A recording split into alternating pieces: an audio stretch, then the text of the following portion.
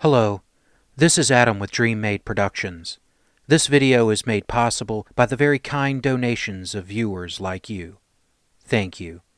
If you are in a position to help this channel improve quality and grow, please visit my Patreon page at www.patreon.com/DreamMadeProductions, linked below.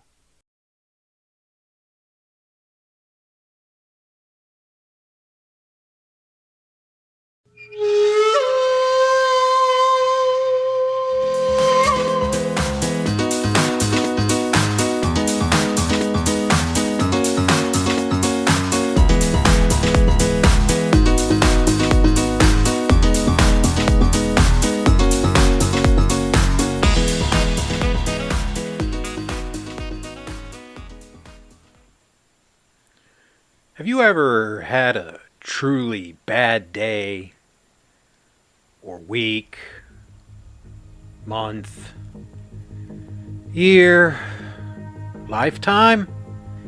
Yeah, I know I have. And people deal with those stretches in all kinds of ways. One of mine has always been what I call healing anime. Low impact shows that mix gentle slice of life with just enough story and heart to make you believe in people again. Something that warms the soul, slows the pulse, and maybe even touches you a little along the way. Needing exactly that in my life lately, I went looking for something calm, something kind, something that did not demand anything from me. And I found it. So today, I think it's time we talk about By the Grace of the Gods. By the Grace of the Gods began as a light novel series during the early 2010s wave of gentle, low-conflict isekai. It stood out because it wasn't trying to be edgy, subversive, or power fantasy heavy. Instead, it leaned into something far rarer: kindness as a narrative engine. The anime adaptation arrived in 2020, produced by Maho Film, and quickly found its niche among viewers who wanted a break from the usual high-stakes chaos. The world itself, Sailfall, is a classic fantasy realm. Swords, magic, guilds, monsters. But the tone is different. This isn't a world built for endless battles or political intrigue. It's a world built to explore craftsmanship, community, and personal healing. Magic is practical. Monsters are manageable. Society is structured but not oppressive. And the gods are surprisingly hands-on. The key thing to remember is this: our protagonist, Ryoma Takabayashi, doesn't arrive in this world as a chosen hero or destined savior. He arrives as a man who lived a life of quiet suffering, granted a second chance by three gods who genuinely want to see him be happy. That single premise shapes everything. This is a world where hard work is rewarded, kindness is reciprocated, and small acts of creation matter just as much as grand adventures.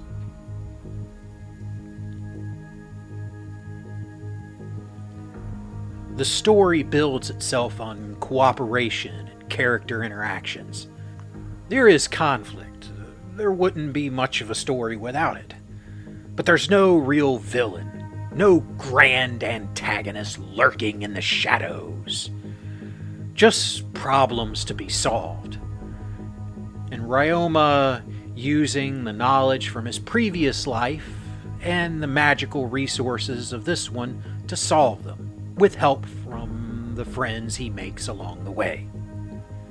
And maybe it's the jaded old man I'm slowly becoming, but part of me kept waiting for things to turn, waiting for betrayal, waiting for some villain to step out from behind the curtain. A few hints appear here and there. Or maybe that's just my nihilism-soaked brain seeing threats that aren't there. And maybe that's the point. Maybe this kind of story exists to pull people like me out of the modern world's pressure cooker for a little while. The closest comparison I can make here is the helpful fox, Senko-san, though not quite at that level of adorable sweetness. Some episodes even remind me of the semi-educational anime trend we've seen lately, with very light echoes of Ascendance of a Bookworm or Dr. Stone. All of those deserve full videos on their own, so I won't go too deep here. By the Grace of the Gods takes place in the world of Sailfall, a gentle fantasy realm with just a hint of video game logic baked into its magic system. It's close enough to our own universe that the gods can reach across the boundary and pluck a soul from Earth when they feel the need. And these gods, well, they don't sit on thrones of gold or in some cosmic cathedral. Their meeting place is a quiet white void furbished like a minimalist tea room. A low table, cushions, simple cups. It feels less like heaven and more like a break room between realities. The gods occasionally choose people from Earth and send them to Sailfall for their own reasons. In Ryoma's case, it's simple. The man lived a life of quiet misery, and they wanted him to have another shot at happiness. No prophecy, no chosen one nonsense, just divine compassion. Sailfall itself is classic fantasy. Swords, armor, magic, monsters. A feudal kingdom with nobles, guilds, adventurers, and everyday townsfolk. Magic in Sailfall has that familiar RPG flavor.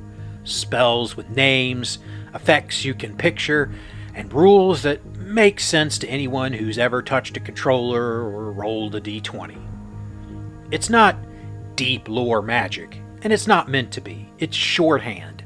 A quick way for the story to say, here's what this does, without dragging us through a player's handbook. It's a very different approach from the old masters like Tolkien or George R. R. Martin, where magic is more of a presence than a system, mysterious, half-explained, and intentionally vague. In those worlds, magic is something that you feel more than quantify. Sailfall doesn't do that. It doesn't need to. And because the gods have brought people from Earth before, Sailfall has absorbed little fragments of our world over the centuries. Ideas, inventions, techniques, all quietly folded into its history. Nobody in Sailfall realizes these innovations came from outsiders. But Ryoma certainly notices. He keeps these observations to himself, though. He never reveals his origin, and honestly, nobody seems ready to hear it anyway. There are multiple races and nations in Sailfall, but the world is mostly peaceful. Not perfect. Monsters exist. Politics exists. But everyday life is stable. Crime is barely mentioned, and true threats are rare. When danger does appear, it's usually in the form of straightforward, almost symbolic badness. Goblins, wild beasts, or other creatures that exist more as obstacles than moral dilemmas.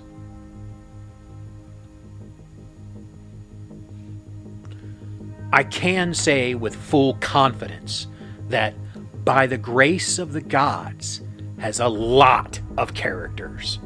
I haven't sat down and tried to count all of them, but dozens feels about right. And the funny thing is, the show doesn't draw a clean line between major and minor characters. Sure, a few folks pop in for a scene or two and vanish, but most of them drift in and out of the story like familiar faces in a small town. They show up, help out, share a moment, then wander off until the plot needs them again. And as the little mini arcs roll along, more characters get added to the mix. If I tried to go through every single one, even if I only gave a sentence or two, we'd be here all day. And I don't think either of us signed up for a census report. So instead, let's take a look at a handful of characters who really shape Ryoma's journey, and just kind of go from there. Ryoma Takabayashi. Ryoma is the quiet center of By the Grace of the Gods, a gentle soul who begins his story not in Sailfall, but in our world. In life, he was an ordinary man who endured far more hardship than anyone should. Long hours, constant stress, and a lonely existence wore him down until even the gods took notice. When he dies, quietly, unceremoniously, 3 deities decide he deserves something better. Not glory, not power, not destiny. Just a chance to be happy. And that's the seed from which the entire story grows. When he awakens in Sailfall, he's reborn as a young boy with a body that finally matches the gentleness of his spirit. He doesn't arrive with the swagger of a hero, or the confidence of someone who knows they're special. Instead, he approaches his new life with humility, curiosity, and a kind of cautious gratitude. He's not trying to conquer the world. He's just trying to live in it without being crushed by it again. And that alone makes him stand out in a genre full of overpowered protagonists. One of the first things we learn about Ryoma is his love for slimes. Yes, slimes. The most basic, overlooked monsters in fantasy become his companions, his research subjects, and to some degree his friends. Through them, we see who he really is: patient, thoughtful, endlessly willing to put in the work.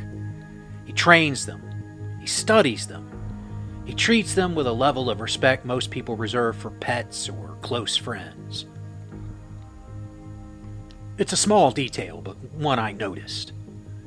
As he steps out of the forest into society, Ryoma's kindness becomes both his greatest strength and his defining trait. He approaches people with the same way he approaches slimes, gently, respectfully, and without expecting anything in return. And because of that, people respond to him. Nobles, adventurers, merchants, townfolk, they all find themselves drawn to him.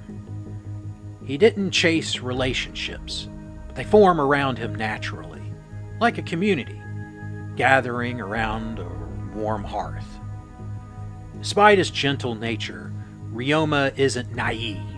His past life left him with scars, emotional ones, and those scars shape how he moves through the world. He's cautious about burdening others, hesitant to rely on people, and quick to assume he's inconveniencing someone even when he isn't. It's subtle, but it's there. And it makes his small victories, opening a business, making friends, being praised, feel more meaningful. He's not just succeeding in a fantasy world. He's healing from a lifetime of being overlooked. The first group worth mentioning are the 3 gods who quite literally set Ryoma's new life in motion. They're the ones who look at the exhausted, overworked man from Earth and decide, yeah, he deserves better. And honestly, that tells you everything about them right away. Gain, The god of life is the most straightforward of the trio. He's warm, approachable, and has the energy of a friendly uncle who wants everyone to eat well and get enough sleep. He's the one most openly sympathetic to Ryoma's past struggles, and he's quick to offer encouragement. If any god in this world would hand you a blanket and tell you take a nap, it's Gain. Kofu, the god of creation, is a bit more scholarly. The tinkerer god, if you will. He's fascinated by Ryoma's potential, especially the way Ryoma approaches things with patience and curiosity. Kofu is the one who gives Ryoma his enhanced magical aptitude, not out of favoritism, but because he genuinely wants to see this gentle soul can build when he's finally given room to breathe. And then there's Lulutia, the goddess of love.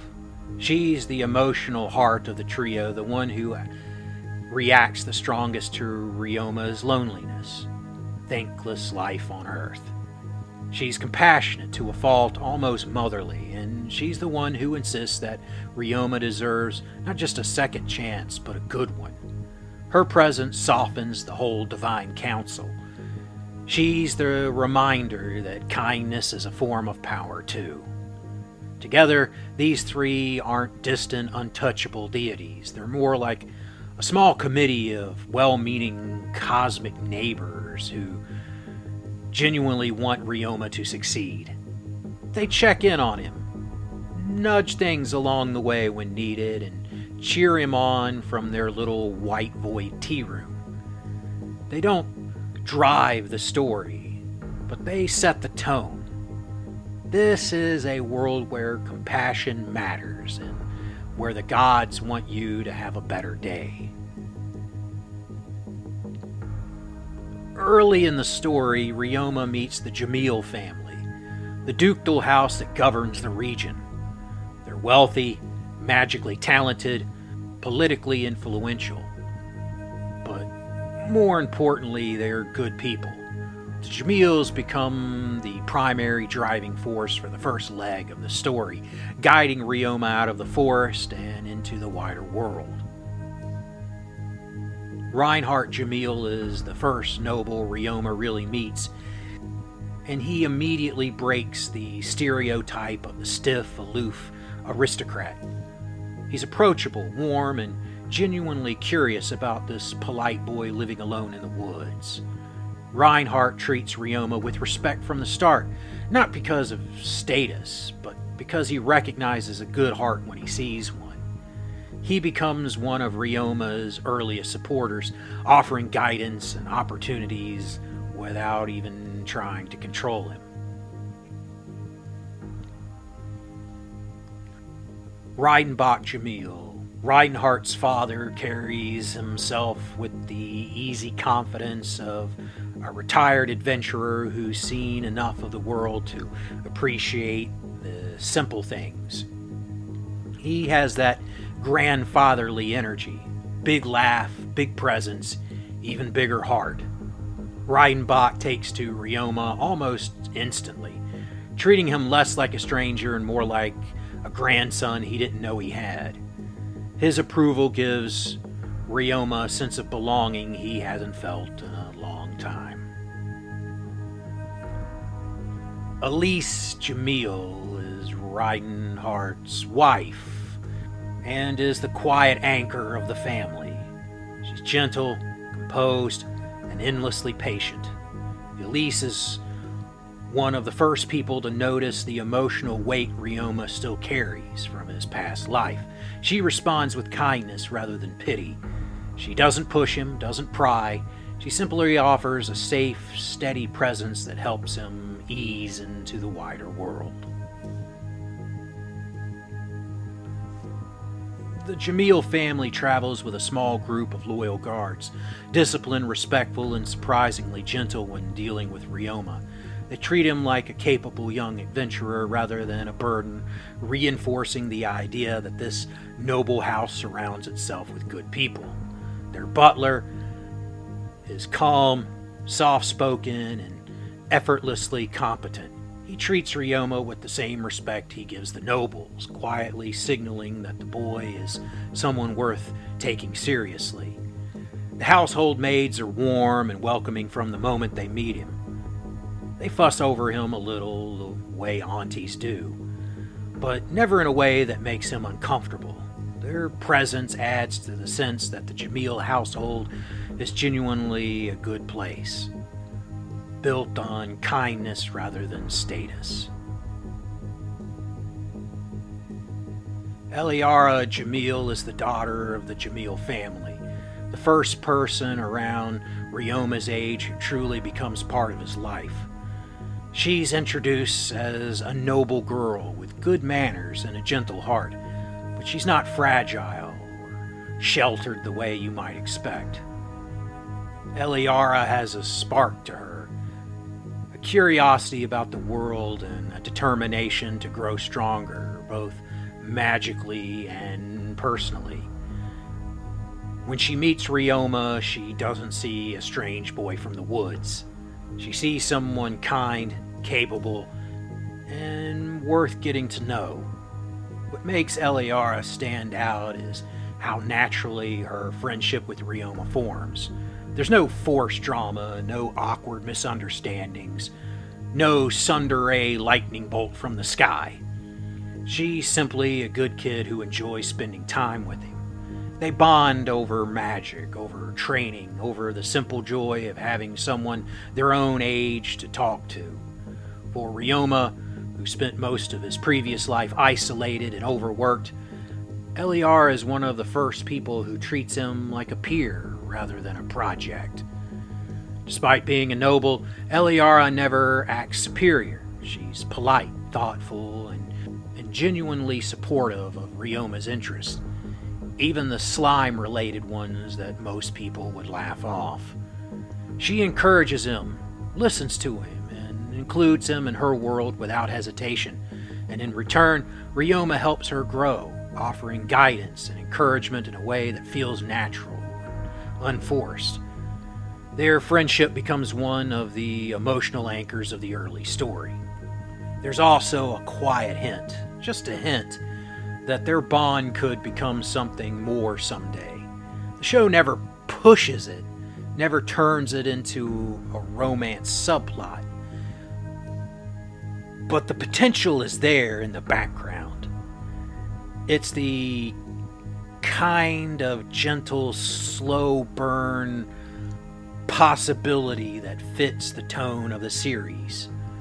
Two good kids who genuinely enjoy each other's company and who might, in time, become something more than friends. Even when absent, Eliara continues to play an important role in the story. Letters sent between the two serve to summarize events, give the show a way to exposition dump without openly exposition dumping. Eliara and her family can explain things to Ryoma and without looking into the camera to us, the audience.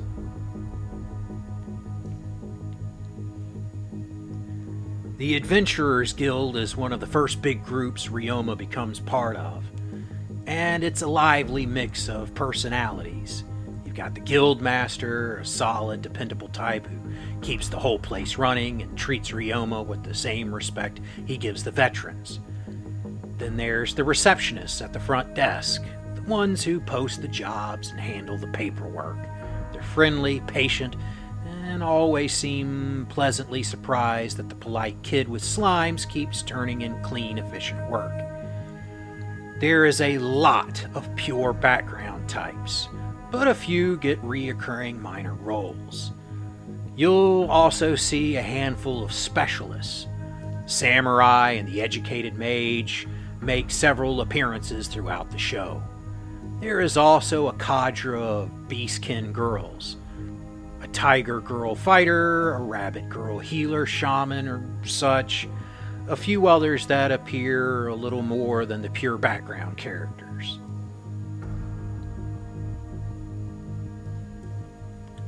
Mia Cat is one of those adventurers you notice right away. A cat beastkin girl with bright eyes, quick movements, and a grin that always looks like she's about to slip a cat pun into the conversation. Which she does, endlessly. But somehow it never got tiresome. She's expressive in that wonderful feline way, ears twitching, tail swaying, and emotions written plainly across her face. When Mia is happy, she beams. When she's annoyed, you see that little ear flick. She's lively, warm, and impossible not to like.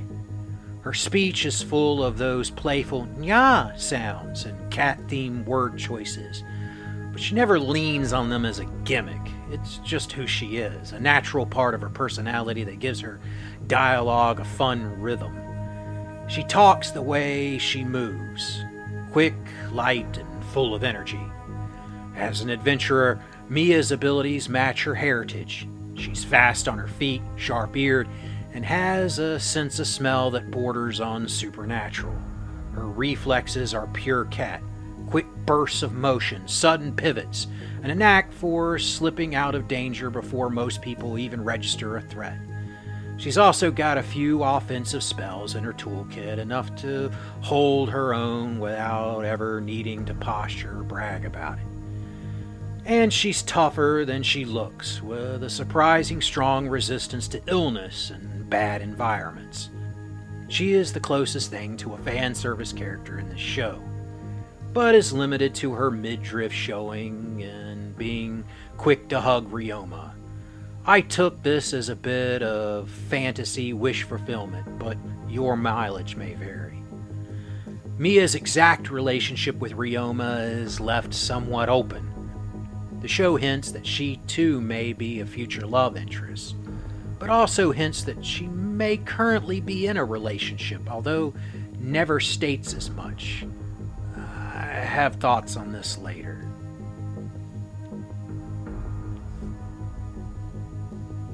Eventually, Ryoma opens his own laundry service and brings in a small staff. They're not major characters, but they each add a little warmth and texture to the place. People for him to teach, guide, and bounce off of as he builds something of his own. The twins, brother and sister, are the most predominant. They're bright, hard-working, and clearly meant for bigger things.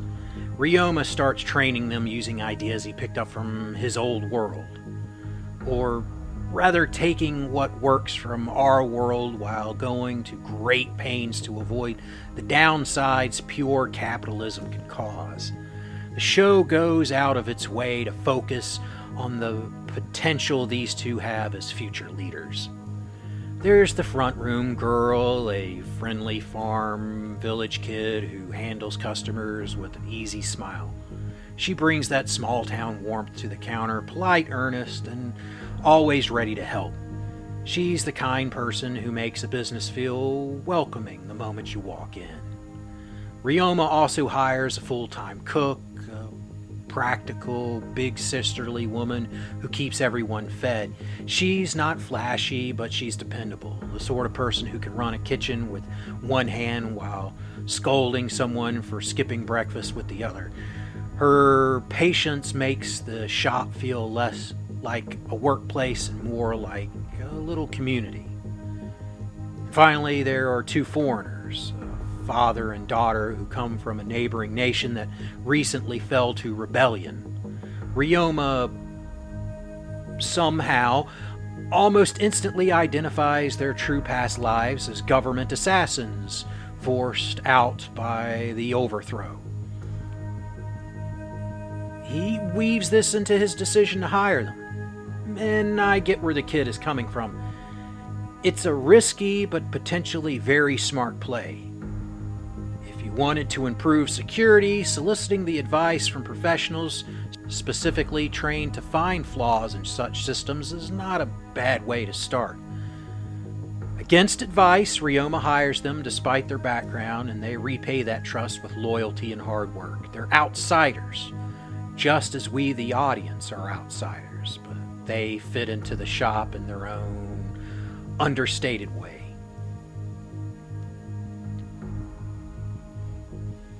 Season 1 begins with Ryoma's quiet death in his old world and his reincarnation into the new one. 3 gods grant him a healthier body, strong magic, and the freedom to live peacefully. He spends the next 3 years alone in the forest, studying magic, training his body, and raising an ever-growing collection of slimes. By the time the story picks up, he's built a comfortable life for himself, surrounded by specialized slime types he's discovered through experimentation. Everything changes when he encounters the Jamil family, nobles traveling through the forest with their guards. Ryoma helps them with a minor monster problem, and they're impressed by his manners and magical skill. They invite him to travel with them to the nearby town of Gimel, and he accepts, marking the end of his solitary forest life. Upon arriving in Gimel, Ryoma is introduced to the Adventurers Guild. He registers as an adventurer, takes on small jobs, and quickly gains a reputation for being reliable and surprisingly capable for his age. His slimes prove useful in ways no one expects, allowing him to handle tasks that stump full-grown adventurers.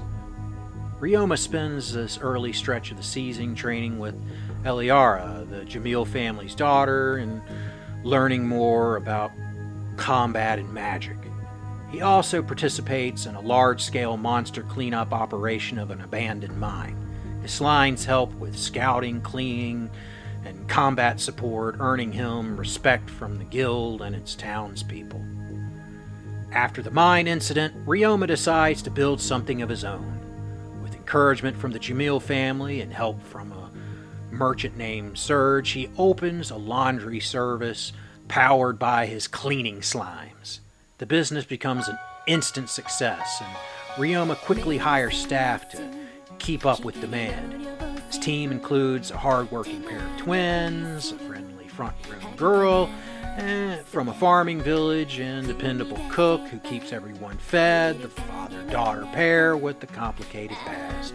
Together, they turn the shop into a thriving little community. With the business running smoothly, Ryoma returns to his research. He discovers new slime evolutions, new abilities, new combinations, expanding his understanding of monster taming. This period is quieter, focused on experimentation and simple joy of discovery. Towards the end of the season, the Jamil family invites Ryoma to their state for training in monster taming. He studies under the experienced handlers, learns advanced techniques, and deepens his bond with his slimes. The time he spends with the Jamil family is warm and supportive, reinforcing the connection he's built with them. The season concludes with the Jamil family preparing to return home. Ryoma chooses to remain in Gimel to continue running his business and developing his skills. They part on good terms, promising to meet again. The final moments of the season settle into a calm, hopeful tone.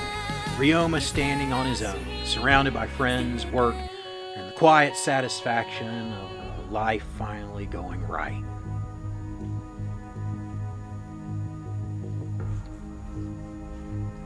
I thought that the show had a very strong start. I immediately took to Ryoma, having worked crazy hours myself. In a way, my life mirrored his, having to grow up fast, having to get to work, having work, I don't want to say abuse me, but certainly use and throw away and break promises. The use of slimes is cute and showed a lot of potential. I really liked how they took the little creature that we beat the hell out of in level 1 and found different ways to use them and kind of included all these different slimes that have been popping up in video games and stuff and got them all together and explained a way of how they come to be and how they work. I have to say that the trash and latrine arcs in the early show were pretty good and funny in places. I very much enjoyed them. Building up to the big battle in the mine, this felt like a finale. There was action in it, some excitement, some danger. It never felt like our heroes were going to really die, but it was certainly the only time that I felt any inkling of harm happening. The goblins and the monsters in the mine, they did a good job with this, and it was fine. I enjoyed that. They actually kind of did this backwards. It should have been him arriving, starting his laundry service, and then building towards the mine battle, because the show really slams on the brakes with the laundry service.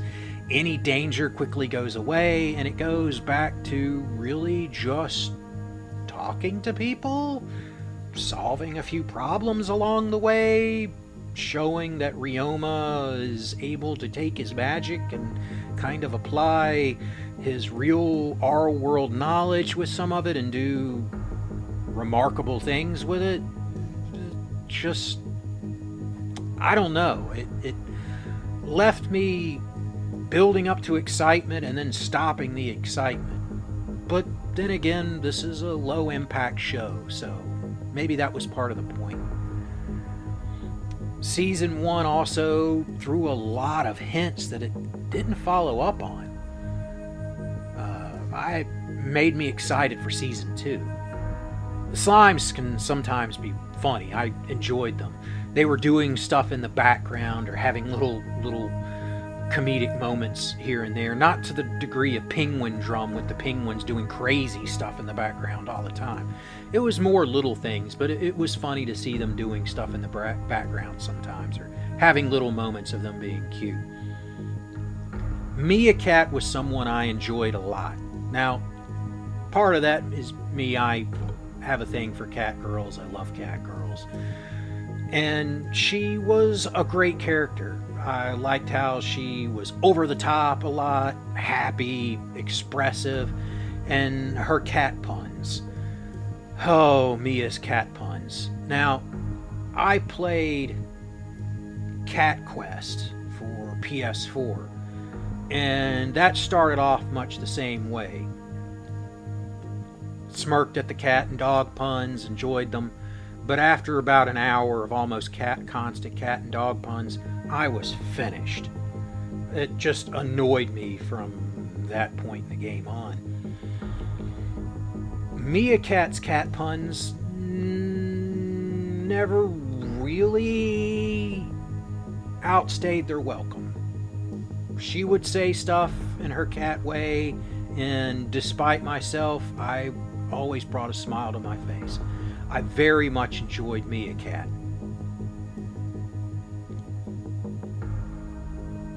Season 2 of By the Grace of the Gods picks up with the same gentle energy as the first, but you can feel the shift behind the scenes. The production team clearly had more confidence this time around. The pacing tightens, the animation gets a small but noticeable bump, and the story leans a little more into the day-to-day life of Ryoma as a young entrepreneur. Instead of wandering through the world discovering who he is, Season 2 is more about what he does with the life he's built. It's still a soft, low-conflict series, but there's a sense of forward motion now, like the world is slowly expanding around him. The season also reflects the real-world growth of the franchise.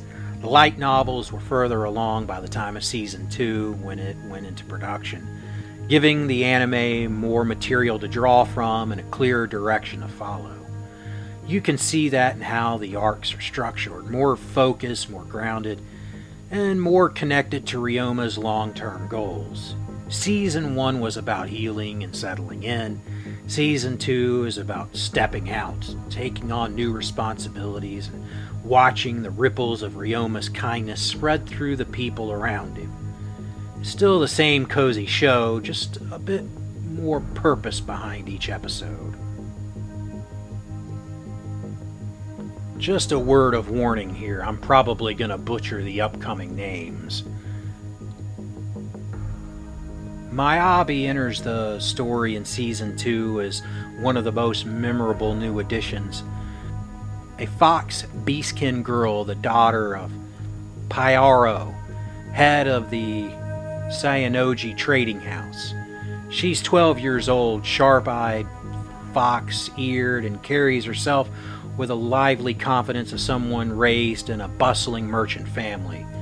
Her personality is described as cheerful, lively, sharp-tongued, delinquent, and dependable. She's known for delivering quick retorts, especially when her father is being eccentric, which is often. I call her a semi-tsundere. She's assertive without being rude. Well, overly rude anyway. Hardworking and has that fox folk charm, a mix of wit, warmth, and a little mischief. She's also not afraid of scolding her father when he gets carried away, but it's clear that she cares deeply for him. In terms of her role in the story, she is a merchant apprentice. Her father provides Ryoma with practical business guidance. She also understands trade, negotiation, and the flow of goods in the way Ryoma, for all of his modern knowledge, simply doesn't.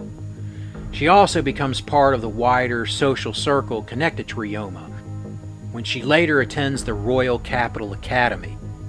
She befriends the Jamil girl, at first because Ryoma asked her to. However, the commoner fox girl and the ducal daughter quickly form a small party of misfits, expanding the show's focus beyond Gimel.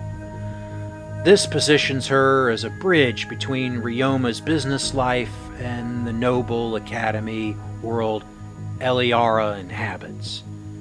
As for her relationship with Ryoma, the canon doesn't push anything overtly romantic, but it does hint that she, like others, could develop feelings as time passes. Visually, Myobi is typically shown in merchant-style clothing or work attire. She has long blonde hair with a bit of white hair where you'd expect on a fox, of course. Fox ears and a fox tail, matching her stated beastkin heritage. Her father lacks any of these fox traits, and her mother is never addressed at all. I bring up her appearance because it makes me question exactly how physical traits work in Sailfall. But maybe that's just me. Season 2 introduces a small group of local children in Gimel. Not orphans in the dramatic sense, but kids from working families who spend their days running around town, helping where they can, and getting into the kind of harmless trouble only kids can. Ryoma meets them when he returns from the magic item market and starts reconnecting with the community. These kids aren't given deep backstories or individual arcs, but they serve an important purpose. To show that this world still has its problems. Until now, Ryoma has spent his time with business leaders, noble families, and successful adventurers. We have heard of tragic events second or third hand, but the children pushing their cart of trash for pay is Ryoma's, and our, first eyes on evidence that, like in our world, not all the problems have been solved yet. Late in the show, we are introduced to the Simroid Troupe, a band of traveling entertainers who make their living bringing music, color, and noise to festivals across the region. They're the kind of performers who arrive like a gust of wind, instruments clattering, costumes half-packed, and enough energy to wake a sleeping town. Their presence adds a burst of life to the festival art, reminding us that Sailfall isn't just adventurers and merchants, it's also performers who wander from place to place spreading joy. It's Pertinence Simroid, and he is a lot. Pertinence is flamboyant, expressive, and dramatic. The kind of man who talks with his whole body. He's polite, yes, and he knows how to handle business, but he does everything with a flourish. When he apologizes, it's with a deep bow enough to scrape the floor. When he praises someone, it's loud enough for the next street to overhear. He's the sort of performer who doesn't just enter a room, he arrives. And yet, beneath all that theatrical spark, he's genuinely warm and respectful, especially towards Ryoma, calling him sage, regardless of what Ryoma may think of the designation. The rest of the troupe doesn't get individual spotlights, but they're shown bustling around with instruments, props, costumes, a small army of performers who clearly know their craft. They bring with them the sense of a world that's bigger than Gimel, full of traveling artists who keep traditions alive and festivals lively. They don't drive the plot, but they enrich the setting, adding that cultural layer that makes the world feel lived in and real.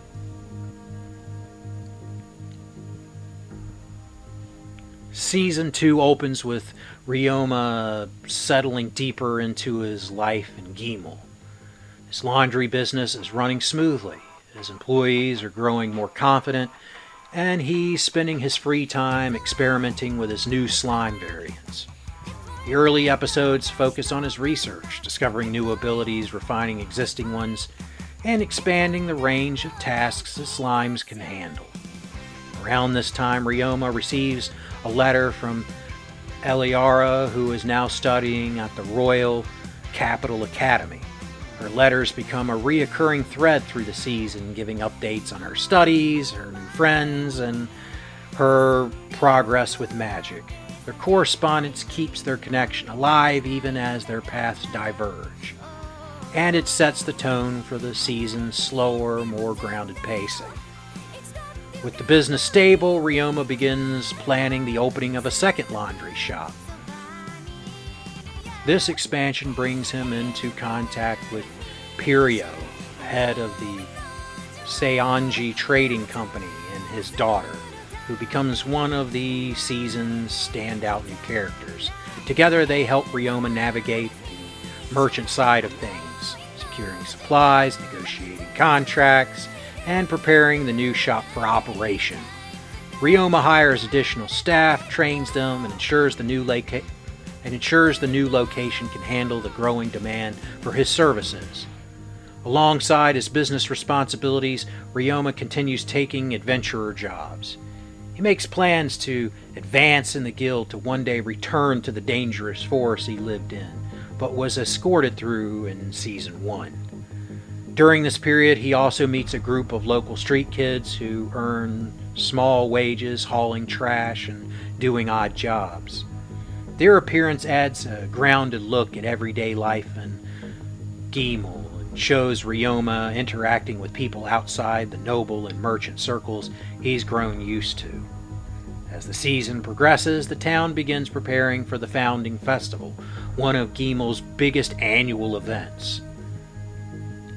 Ryoma helps merchants test new dishes, assists with logistics, and supports the townspeople as they get ready for the celebration. His involvement ranges from practical tasks like helping cooks refine recipes to community support, such as ensuring his shops can handle the increased festival traffic. The festival preparations take a lively turn when the Cimarroy troupe, a traveling group of entertainers, arrive in town. Led by the flamboyant and dramatic Pertinence Cimarroy, the troupe brings music, color, and energy to the festival atmosphere. Pertinence is expressive and theatrical, and his interactions with Ryoma are full of big gestures and enthusiastic praise.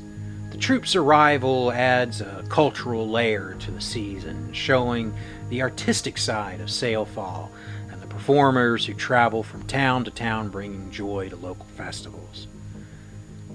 However, not everything goes smoothly. Reports come in that tunnel ants have infested the road leading to Gimel, threatening to disrupt festival supply routes and delay the troops' equipment. Ryoma joins an adventurer team to clear the tunnels, using his slimes to support the group and ensure the route is safe again.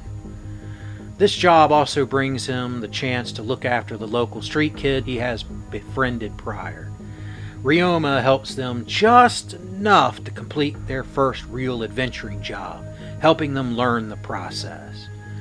With the road cleared and the preparations complete, the founding festival begins. The town comes alive with food stalls, performances, and crowds filling the streets. Cimarroid troupe performs, merchants sell their festival dishes, and the entire community comes together in celebration. Ryoma moves through the festival, helping where needed, checking on friends and enjoying the result of everyone's hard work. It's a warm, lively stretch of episodes that highlights the everyday joy of life in Gimel. As the festival winds down, Ryoma reacts on how much his life has grown. He now runs 2 successful shops, has expanded his network of friends and business partners, and has strengthened his skills as both an adventurer and tamer. Eliara sends another letter from the capital updating him on her progress and reaffirming their promise to meet again.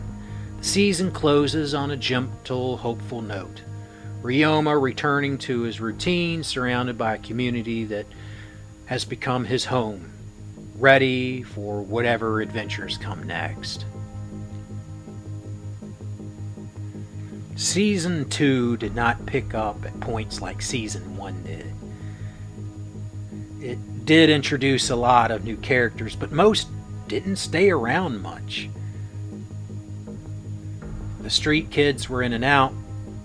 The second shop characters were in and out. A lot of characters just kind of showed up, had a little teeny bit, and left.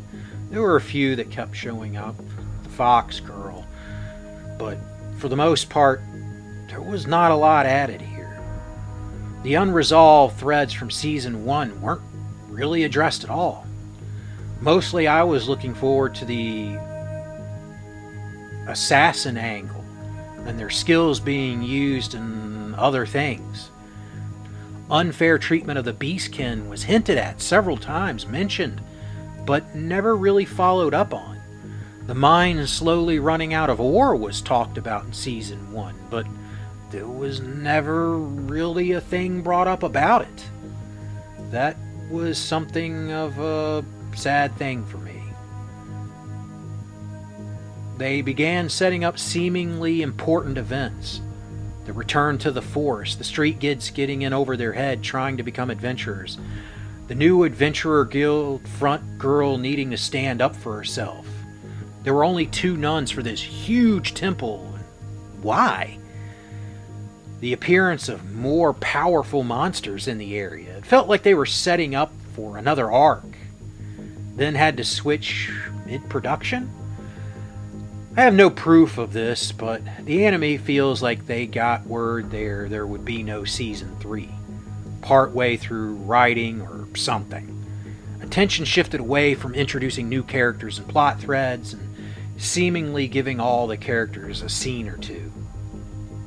The Filler Academy episode was better than I thought.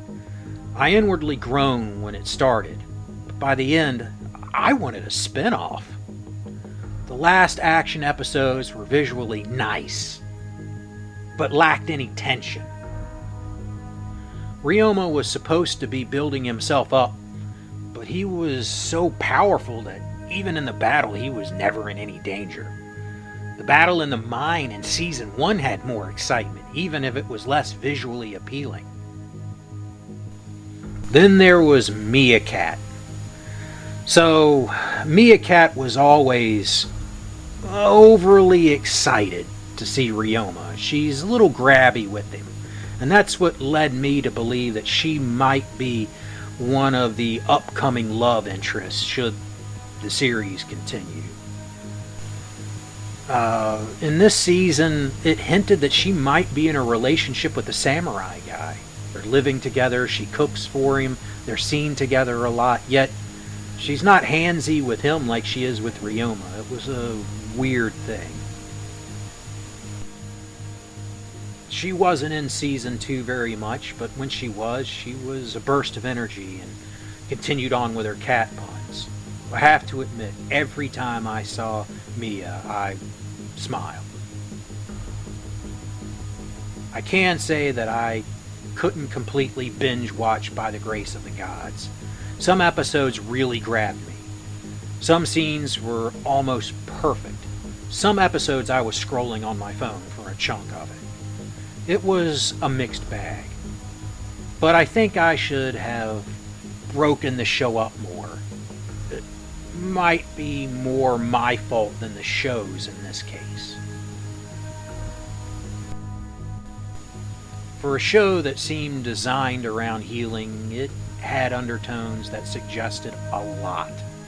A violent overthrow of a neighboring country, subtle but festering social class divides at the academy, street children, poor farming villagers having trouble selling their crops, powerful monsters beginning to encroach on the town, the local mine running out of ore, bits of Earth technology recreated in Sailfall, and who might know more about that.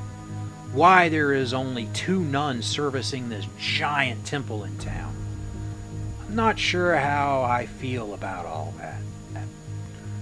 The anime is based on a novel series that continues well beyond what the show covers. Part of me wants to find those novels and see if these plot threads go anywhere. Maybe the story grows up, and while not to a Game of Thrones level, I can foresee major threats. Ryoma is sheltering former government assassins from a fallen regime. Rebels tend not to just let that shit go. What dark force is making the monsters more powerful? The chaos of the mine going dry. The social class structure at the academy growing from spoiled children being snippy into realizing there is deep resentment and hatred formed by political groups. Technological advancements brought by the souls from Earth being misused. A fading or even religious conflict hinted at there being only 2 nuns caring for this giant temple. Along all this growing chaos, the possible love triangle as the girls grow up, develop feelings for Ryoma. Then again, another part of me wants to go back to watching everyone work together to solve simple problems.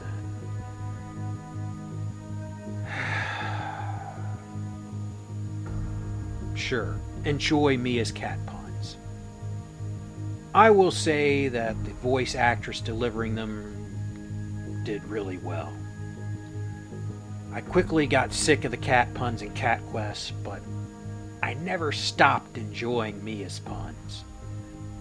In the end, if you want to slow down and enjoy an easy adventure that will make your heart soften, by the grace of the gods is a good one to try.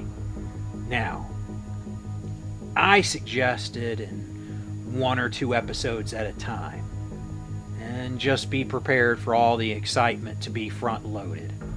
I still think it's worth watching. Let me know what you think below. Did you watch this show?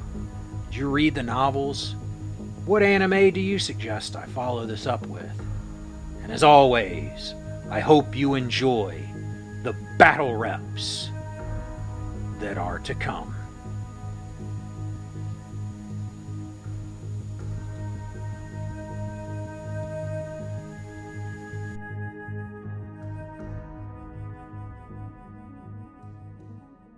Hello, this is Adam with Dream Made Productions. Thank you for watching my content. It really means a lot that you have given me the chance to entertain you.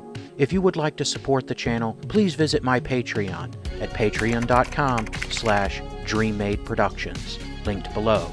Also below is a link for PayPal, or links if you would like to send crypto, if that's more your thing. Please know any amount that you give will be cherished and used to upgrade equipment and improve the channel. You can also help the channel by subscribing, turning on notifications, liking, commenting, and sharing my channel with anyone you think might be interested.